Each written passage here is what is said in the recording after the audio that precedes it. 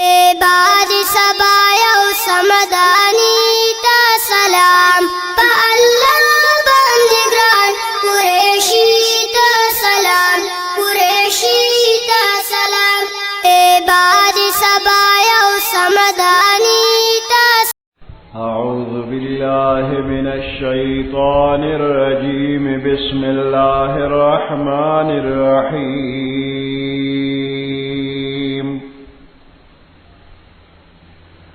لا أقسم بهذا البلد وأنت حل بهذا البلد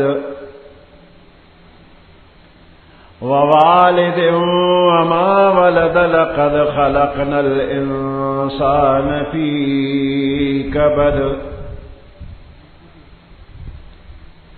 أيحسب أن لن يقدر عليه أحد يقول أهلكت مالا لبدا أيحسب أن لم يره أحد ألم نجعل له عينين ولسانا وشفتين وهديناه النجدين فلاقتحم العقبة وما أدراك ما العقبة فك رقبة أو إطعام في يوم ذي مسغبة يتيما ذا مقربة أو مسكينا ذا متربة ثم كان من الذين آمنوا وتواصوا بالصبر وتواصوا بالمرحمة أولئك أصحاب الميمنة والذين كفروا بآياتنا هم أصحاب المشأمة عليهم نار مؤصدة صدق الله العظيم.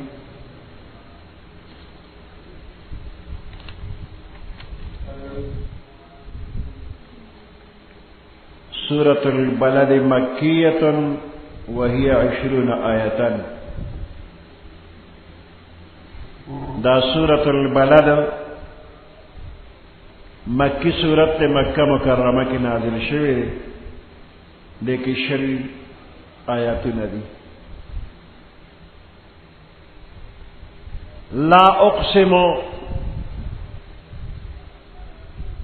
لا لفظ پدې ده کې زیاتی دی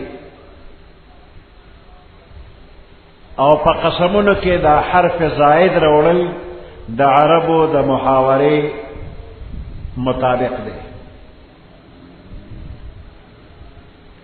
د دې لا لفظ مطلب دا چې مخاطب استا ذهن کې کوم خبره ده نو دغه خبره غلطه ده داغه تردید کیږي کوم چې ستا خیال نه هغه نه دی بلکې قسم د تخرما چې خبره داسې ده دا ته چې څنګه وې داسې نه ده او دا چې څنګه وې دغه څه ده زه ته په دې قسم خورم. یو مطلب دا دی او دویم مطلب دا چې مخاطب ستا ذهن کې دا کومه خبره ده نو هغه غلطه ده. زه چې کومه خبره کوم نو دې کې د قسم ضرورت نشته دی خو بیا هم نه ته قسم خورم چې یقین وکړه. لا حاجة الى القسم لكن اقسم قسم تاجت نشته خو بیان د قسم خورما. لا اقسم بهذا البلد قسم د تخرم په دې خار باندې. هذا البلد په دې خار د دې خار نه مراد مکه مکرمه ده. په دې کې په مکه مکرمه باندې اللہ قسم کرے وے اور سورہ تین کے ہم اللہ قسم کرے وے والتین والزیتون وطور سینین وهذا البلد الامین. نو د مکی خار باندې الله پاک قسم کړی دی.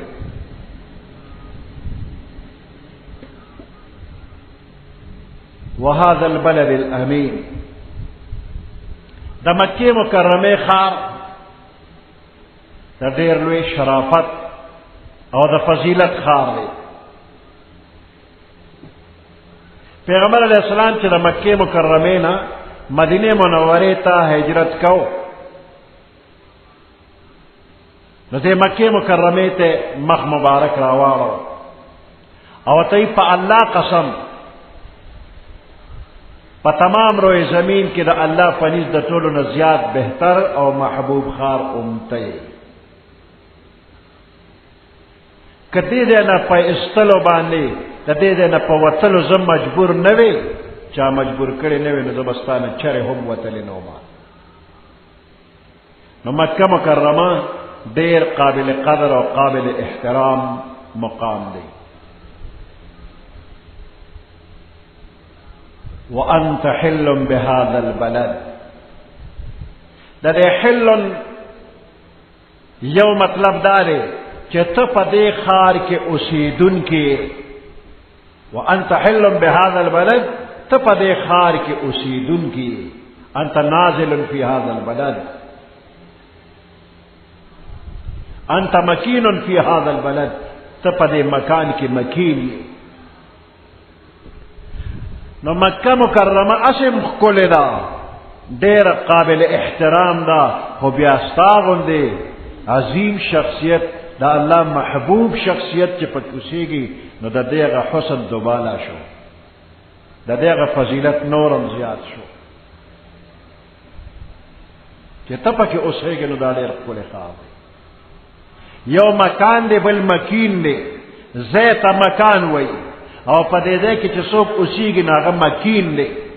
یو مکان شو بل مکین، نو د مکان فضیلت په خپل ځای، خو چې مکین پکې قابل قدر دی نو په دې د دې مکان فضیلت نورم زیات شو، د دې ښار عظمت او حرمت نورم زیات شو. وانت حل بهذا البلد، ته په دې ښار کې اوسېدونکي، یو مطلب یې دا دی. نو دویم مطلب یې دا دی چې حلن د حلال والی په معنا باندې واخلې، نو دې کې ځان له بیا دوه معنی جوړېږي. یو دا چې د مکې مکرمه ښار داسې دی چې کم حیوانات کم زناور د ښکار دي او په باقی مانده دنیا کې د هغې ښکار کول حلال دي، نو د دغه ښکار په مکه کې حرام دی.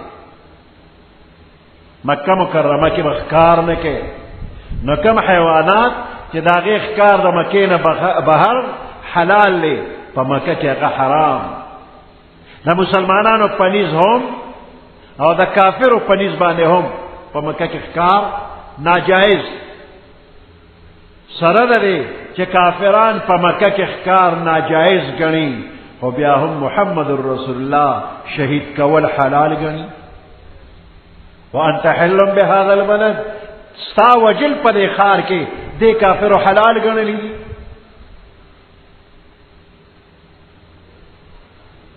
د حد زیات ظلم دی چې د مکې کافران په مکه مکرمه کې د پیغمبر علیه السلام وجل جایز او حلال ګڼي.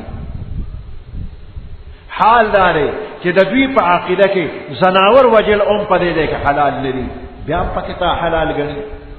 وانت حل بهذا البلد، تا پکې حلال ګڼي. او دویم احتمال پکې دا دی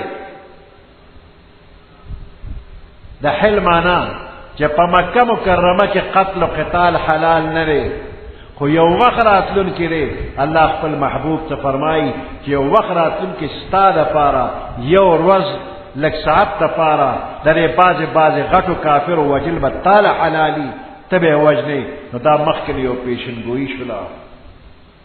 او په 8م کال د هجرت مکه فتح شوله، او په دغه وخت کې یو څو خاص کافرانو چې هغوی په حرم شریف کې د الله په حکم پیغمبر علیه السلام قتل کړل، او د دې حرمت د ما دپاره نن پورته شو، خو ګورې بیا تر قیامته پورې چا دپاره دا حرمت پورته کېږي نه، دې کې قتل و قتال حرام.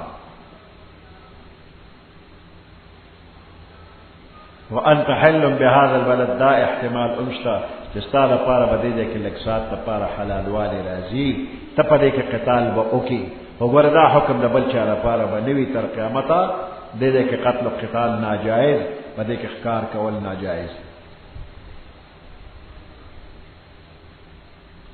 ووالد وما ولد قسم می دی پدې خار باندې او په والد می دی قسم وی وما ولد او پاره بچو می دی قسم وی والد نه مراد حضرت آدم علیہ السلام دی نو په آدم علیہ السلام الله قسم کړی دی وما ولد او تر قیامت چې څومره انسانان اولاد آدم دی په هغه باندې الله پاک قسم کړی دی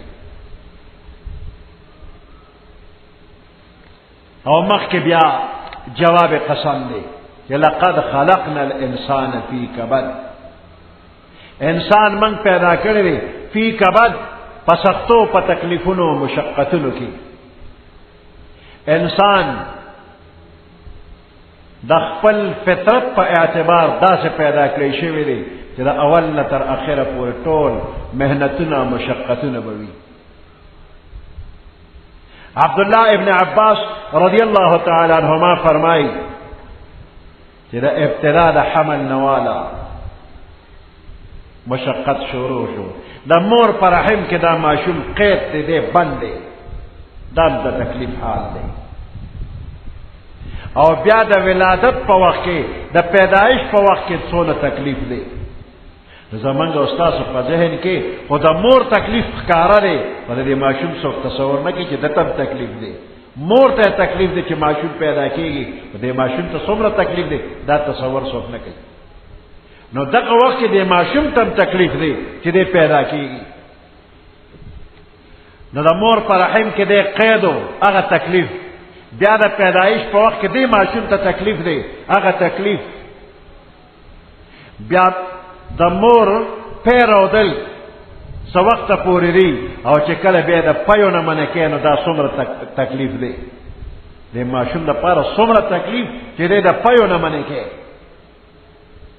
خدا د تکلیف سره بیا مور ته تکلیف دی چې دې جاړي په د پرغز راځي غټې پر راځي نقل اړيږي مور په نو ورکی منې کوي هغه ته تکلیف او د ته تکلیف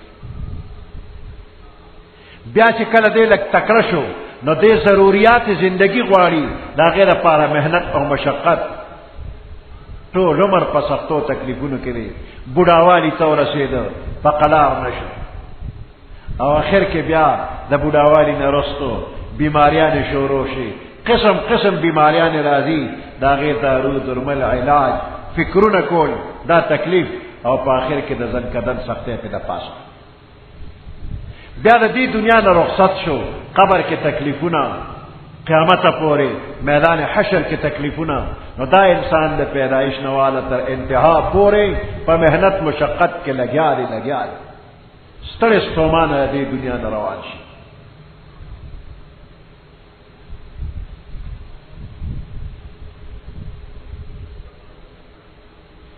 تلا د نن او د سبا په غم کې ستړي شولې داسې بس ستړي شي به روان دغه شي د دې دنیا نه بل څه ستړي ستومانه لاړ شي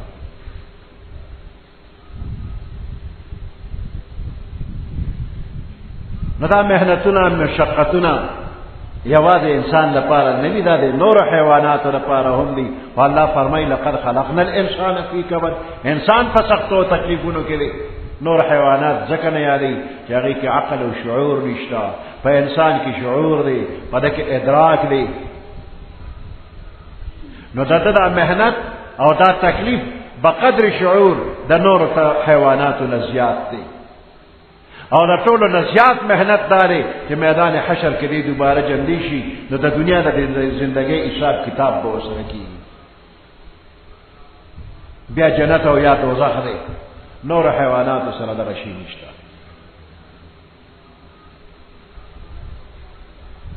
علما فرمایي چې په مخلوق کې دومره زیات مشقتونه بل څوک نه برداشت کوي څومره چې انسان برداشت کوي سره لري چې د جسم ورکوټه دی د جسم کمزوري دی د نور حیوانات په نسبت د کمزوري او ضعیف دی په مهنت مشقت په د باندې ډیر دی وی ظاهر ادا دا چې د انسان دماغی قوت د نورو نه زیات دی، نو ځکه په دا بوج زیات اچولی شوی دی. د دماغی قوت زیات دی، نو ځکه د تخصیص شوی دی. او دې محنت مشقت لدې پیدا دی، او دې سختو له پیدا دی. دا څنګه چې دې آرام او راحت له پیدا دی. نو په دنیا کې دا سختی به برداشت کې، او دا ټول د الله د رضا لپاره برداشت کا. بیا اخوا ته ګوره ټول آرام او راحت وي چې الله دې جنت ته داخل کی. الله دې موږ او تاسو ټول جنت ته داخل کی. دې محنت مشقت د پاره پیدا کړی شوی دی، په خپل نه پیدا کړی شوی دی. چا پیدا کړی دی؟ هغه ذات چې قادر مطلق، هغه پیدا کړی دی.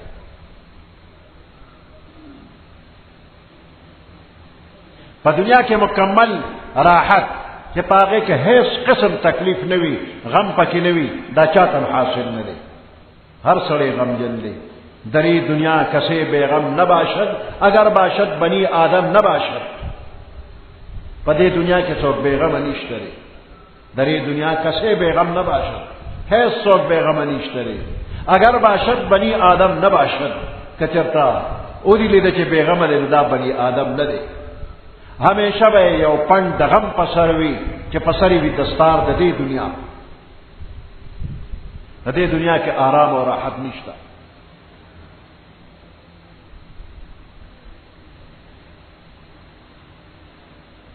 چې دا دومره سخته او تکلیفونه در په غاړه دي، نو خیال کوه چې څه کې نو ستا ریکارډینګ شروع دی.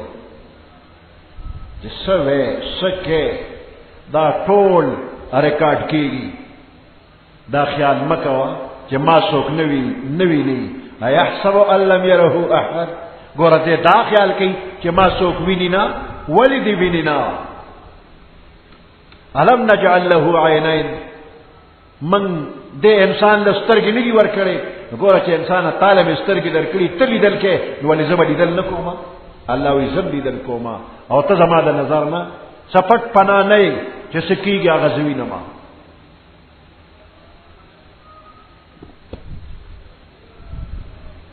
الله اقسم بهذا البلد. قسم خورما په دې ښار د مکې باندې، وانت حل بهذا البلد، او تنازلې ته اوسېدونکې په دې ښار کې یې. نو نورم برکت زیات شو. یا ته حلال کړی شوی د کافرو په نظر کې، ستا وجل حلال ګڼلی شوي د کافرو په نظر کې بهذا البلد په دې ښار کې. یا ستا دپاره به لږ وخت دپاره حلالوالی راشي د جهاد او د قتال. دا پیشنګویي وه، په 8 کال د هجرت بیا ښکاره شوې ده. ووالد وما ولد. قسم می دی په والد باندې چې آدم علیه السلام دی، وما ولد، او په هغه څه باندې چې د ده نه پیدا شوي دي تر قیامته پیدا کېږي.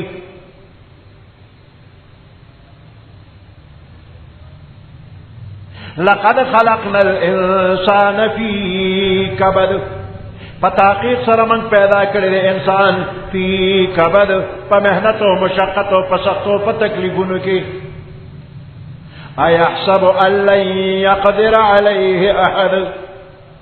ایحسب، آیا خیال او گمان کوي دا انسان ان لن یقدر علیه احد چې په ده باندې بالکل څوک قادر نه دی. ولې نه؟ الله په قادر دی. دی دا خیال کوي چې په ما باندې څوک قادر نه دی.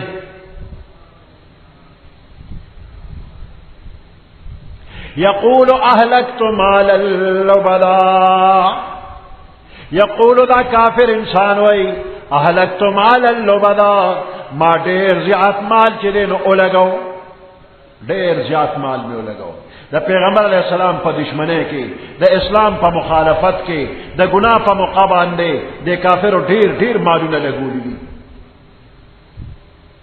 او دا ډیر مال لګول د خپل هنر ګڼو، او بیا په دې ډیر مال لګولو باندې فخر به کو چې دومره مال لګولې دی د دین اسلام د رکاوټ لپاره.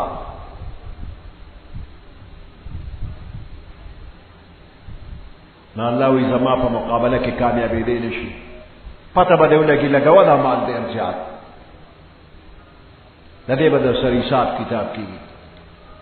یقول اهلکت مالا لبدا کافر انسان وای اهلکت مال لګولې مالا لبدا ډیر مال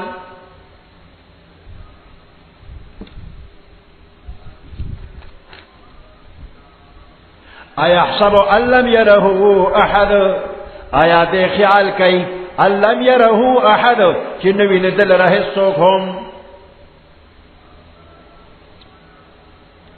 توی چې ما څوک ویني نه نو ته ځان ته خیال وکړه ته لیدل کې او که نه کې دا تا لیدل چا درکړي دي الله چې تا لیدل طاقت درکړی هغه په خپله لیدل نه کوي ولې نه الم نجعل له عینین آیا موږ نه دي ګرځولې د ده دپاره د انسان دپاره عینین دوه سترګې ولې دوه سترګې د لیدو لپاره مې درکړي نه دي یقینا الله سترګې درکړي دي نو دې سترګو ته خیال وکړه دا د الله یو لوی نعمت دی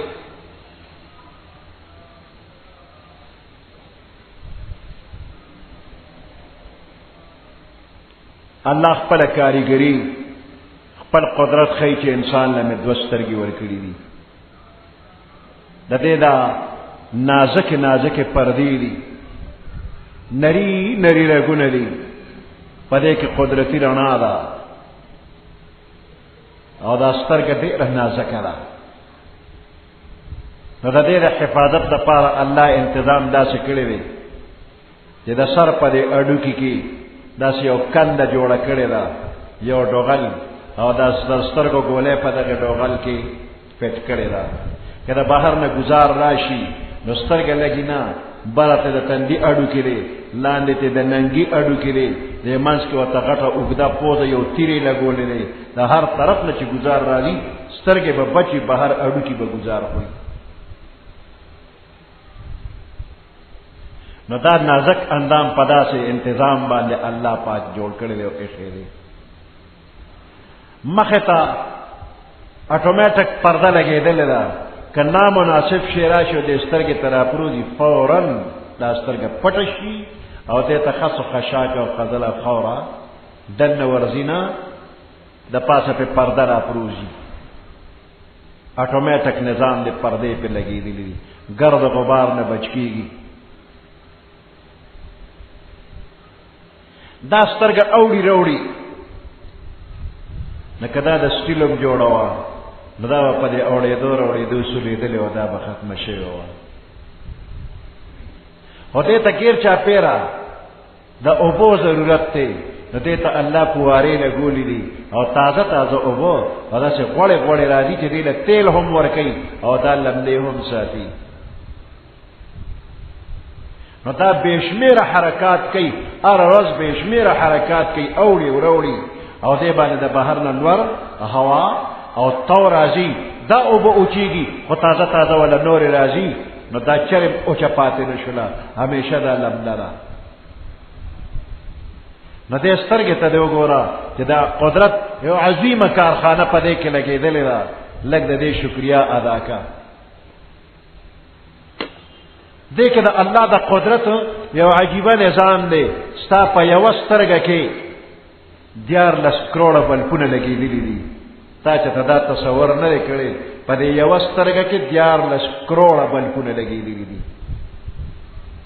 او دا بلپونه دا بلیږي او مړه کېږي تا ته رنګونه ښیي تا ته رواګانې ښیي شپږ لکه بلپونه په دې کې داسې دي چې دغه بلپونه بل وي نو ته رنګونه پېژنې که دغه شپږ لکه بلپونه الله مړه کړل نو د سپین او د تور فرق به ونه کړی شي همیشه ټول څیزونه به سپین ښکاري رنګونه به ته ونه پېژنې څه بلپونه په دې کې الله داسې جوړ کړي دي چې دغه بلپونه لګي نو ته په فاصله باندې پوهېږې چې تا ته مخې ته یو څیز څونه فاصله کې دی نږدې دی او که لرې دی ته به وینې خو په فاصله باندې به پوهېږې نه که دغه بلپونه مړه شو نو دا ججمنٹ کولی نشي روزانه به ډغره وی یو څیز له په ډغره ورشه ته به یې مانه لرې به نږدې ته په ډغره ورشي ته به د یو لښتي نه ټوپ وی ته به وی ما ډېر اوچت ټوپ و نیغ په لښتي کې به پروزي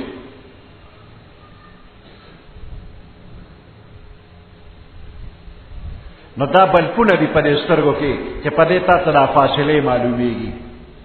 سبل پونه په دې سترګو کې داسې دي چې هغه بلیږي نو تاسو د هر یو سایز برابر ښکاري. داسې نه چې ورکوټي سیز ته غټ ښکاري چې غټ ته ورکوټي. دا د دې بلپونو هغه برکت دی چې تاسو هر یو شی په خپل اندازه غټ یا ورکوټي ښکاري کیږي. کدا ټول بلپونه الله مړ کړل نو پټه په ړون کېنه بیا به هیڅ شی ویني نه. تداش 14 کروڑ بلپون روزانه تا ته لګېدلې دي. کله دې بل راغ څوک به ادا کی. د دې 14 کروڑ بلپونو بل چې در پسې راشي سبو کې ورکول شي هیڅ در سره نشته لري. تاسو چې یوې شپې لپاره چې راغله واده ماده کې دا واړه واړه مرچکي بلپونه لګوي دا غي کوي د نسونه اخلي لکه ستاسو د پات باغې څه لیدل کېږي نه صرف هغه ډیکوریشن دی او باغې سونه کوي ورکه دا ټوله دنیا ته ډیکوریټډ ده خشته د تی ویني سونه بل ورکړي دي. علم نجعل له عینین آیا من دې انسان لور کړي نه دي دوسترګي ولسانن او ویل دنه پاره منګه دا جبه ور کړي نه را لکه د خپل جبه ته خیال وکا. نو ستا په دې جبه کې د الله د قدرت عظیم کارخانه لګېدلې دي.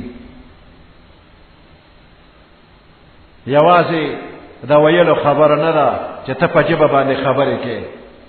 ستا په جبه کې 3000 خانې لګېدلې دي. په دې یو ورکوټ جبه کې 3000 خانې دي. او کم شي چې ته خولې ته ورواچې نو دغه خانو ته ورسېږي او فورا د دماغ له باټرۍ نه ریزلټ راشي. دا کم شي چې تا خولې کې واچو دا خوږ دی دا پیکه دی دا تریو دی دا تریخ دی دا نمکین دی دقه خانې دي. کدی نه دا اثر الله او پیژنه نو خور خولې ته واچو ګوړه خولې ته واچو غوښه خولې ته واچو هیڅ فرق نه معلومیږي.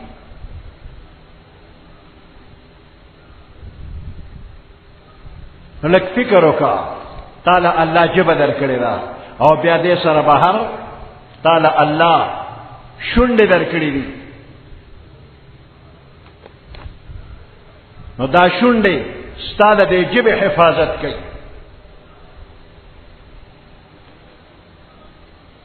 دواړه شونډې دي. نو دا شونډې کدا په دې خولې باندې نه وي دې خولې ته مخې ته دا شونډې نه وي نه همیشه به د خلواده او چنګداړې به درته خلکو وي. غاښونه به دې ښکارېدل نو څومره بدنما بد شکله به ښکارېدې چې هر وخت د خلواده وه. او د دې نه علاوه ستا په خولې باندې چې دا هوا هر وخت ځي راځي نو دا جبه او دا تالو به دې اوچ کړه شو نو جبه نه به دې لرګی جوړ شوی. او کدا دو شونډې لرل تا به لا اله الا الله محمد رسول الله څنګه وي زه ووایه شونډې لرکه محمد رسول الله ووایه لفظ د محمد نشي ویلی صلی الله علیه وسلم. دا د مسلمانۍ کلمه به دې نه وویلې خو که ستا دا شونډې نه وي. حروف شفویه چې کوم حرفونه په شونډو ادا کېږي دا به ادا کولی نه شي. ته بابا اوایا ته ماما اوایا چې شونډې دي نو نه بابا ویلی شي نه ماما ویلی شي. هسې به آ کېنو څوک به پې پوهېږي نه چې ته څه وی.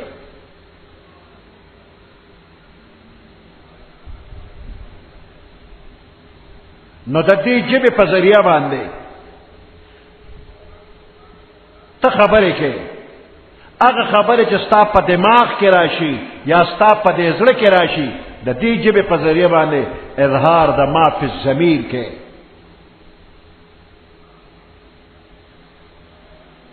الفاظ ادا کیږي. دا ژبه یو اټومیټک ماشین دی په سکندونو کې بے شمیره خبرې کوي. ته چې خبرې په ژبه کې دی ته شاته لویه ماشینري لګېدلې ده نو کلمات ته په ژبه باندې راځي. आवाज کې شونډې کار کوي یوازې ژبه نه ده شونډې ورسره ملګري دي. په سکندونو کې ستا د ژبې نه داسې خبره راوځي چې ته پې د جنت قابل جوړ شي. او په سکندونو کې ستا د ژبې نه داسې خبره راوځي چې ته پې د جهنم قابل شي. کلمه د ایمان دې وویله ته په دې جنتي شولې، او ته په دنیا کې د چا سره روان شوی دشمنی دې جوړه شوې ده، او په دې ژبه دې وایي چې معافي غواړم، ما نه غلطي شوې زه معافي غواړم. هغه سړی چې ته یې دشمن یې هغه ستا دوست شو، ته دې خپل زړه ته رانږدې کړې، ته یې راته غاړه ایستې، دا پس تا په دې ژبه ووایي چې ما نه غلطي شوې زه معافي غواړم. دشمن وې محبوب جوړ شولې، هم قلا ده هم بلا ده خپله ژبه، هم دا یوه ژبه ده، هم قلا ده ته پې محفوظ کېږي، هم بلا ده. د دې ژبې نه په دې شونډو باندې داسې الفاظ راوځي چې د تورې نه تېرې دي مری کټ کوي.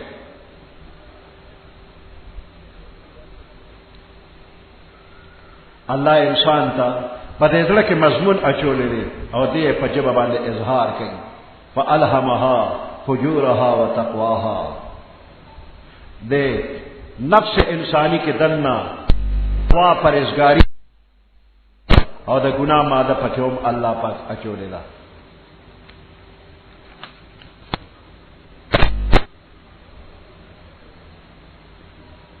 نو دې دلایل ته وګوره، ستا په دې بدن کې د الله د قدرت نشانات موجود دي، دې ته فکر وکړه خطا کېږه ما. الم نجعل له عینین، آیا موږ نه دي جوړ کړی دی انسان لپاره عینین ولسانا، او آیا موږ نه ده جوړه کړې ده دپاره ژبه، فتین او دوه شونډې، وهدیناهن موږ هدایت کړی دی ښودنم کړې ده د انسان ته النجدین، نجدین دوه لارې،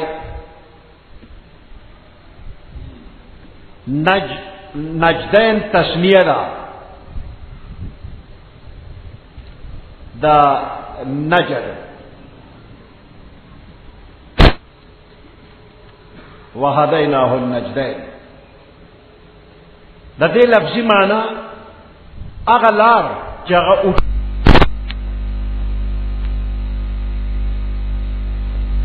ولارې چې هغه پورته روانې دي، مراد د دې نه کلو واضحه لار ده، او دې دوه لارو کې یو د خیر لار ده یو پکې د شر لار ده. نجدین دوه لارې دي، یو د خیر ده او بل د شر ده. نو انسان فکر منشه، دوه لارې مې درته ښولې دي، نجدین د کامیابی لار هم او د ناکامۍ لار هم. نو دې دواړو ته فکرمن شه، د کامیابۍ په لار باندې لاړ شه، د ناکامۍ د لارو نه ځان بچ کړه.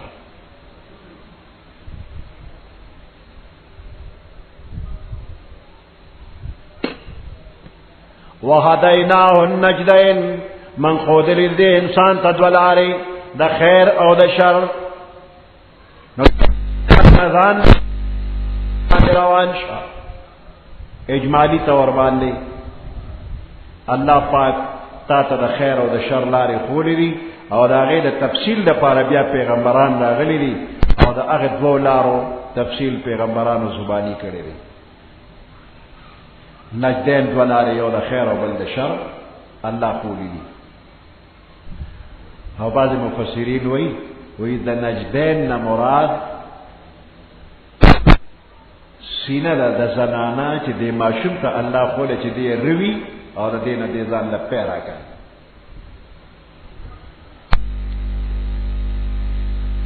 لارې مې درته دوه ښولي دي.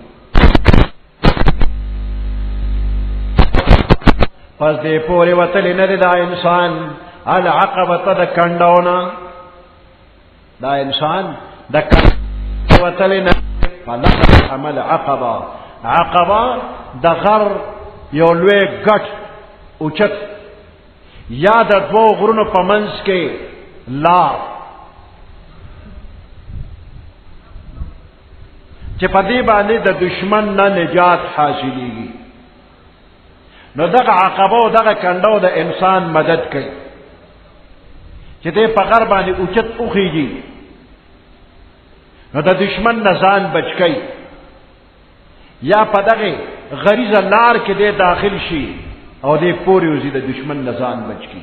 نو دې کې طاعت او عبادت د دین تعبیر کړی دی په عقبه چې ته دا طاعت تابعداري کې، نو دا ستاسو لپاره یو کنډو دی منځ کې محفوظ لاره.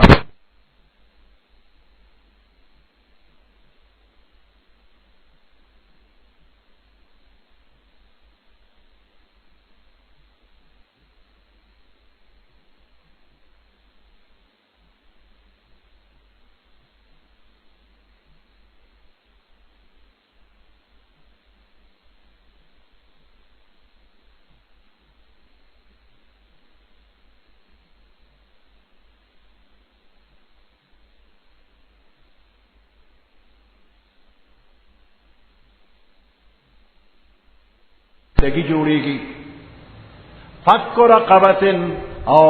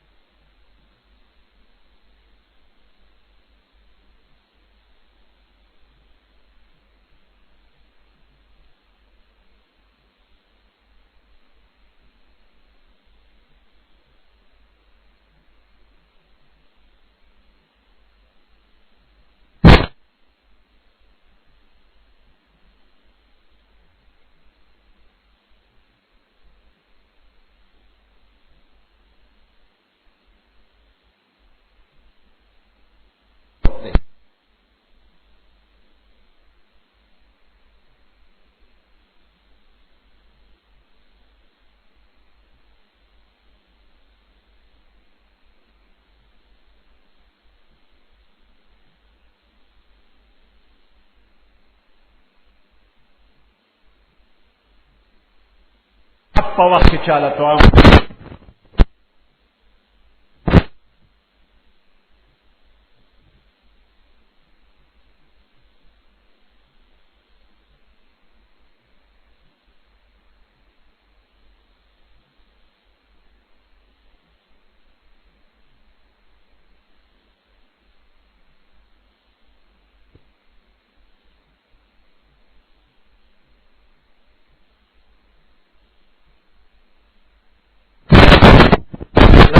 लोग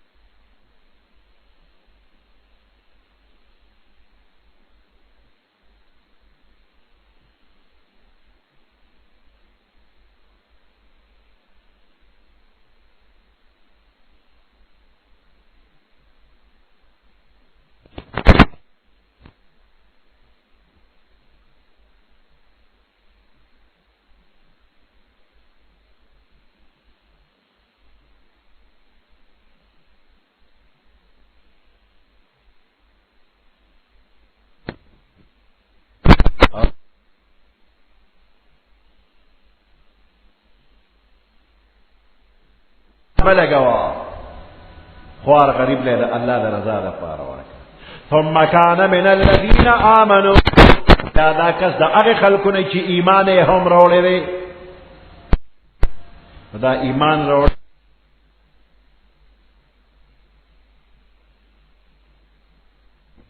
مقدم دی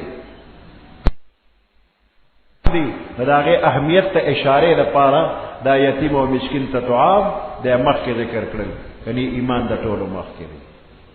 ثم كان من الذين بیا دې دغه کس د هغه خلکو نه امنو چې ایمان یې راوړی دی، وتواصوا بالصبر او تاکیدی حکم کوي دی په صبر باندې، یو بل ته صبر کوا، وتواصوا بالمرحمه او یو بل ته تاکیدی حکم کوي وصیت او نصیحت کوي بالمرحمت د رحم کولو تاکیدی حکم کوي حقوق او فرائض ادا کوا ہر قسم سختی و تکلیف برداشت کوا دا اللہ پا مخلوق باندې رحم کوا اللہ با پتا باندې رحم کئی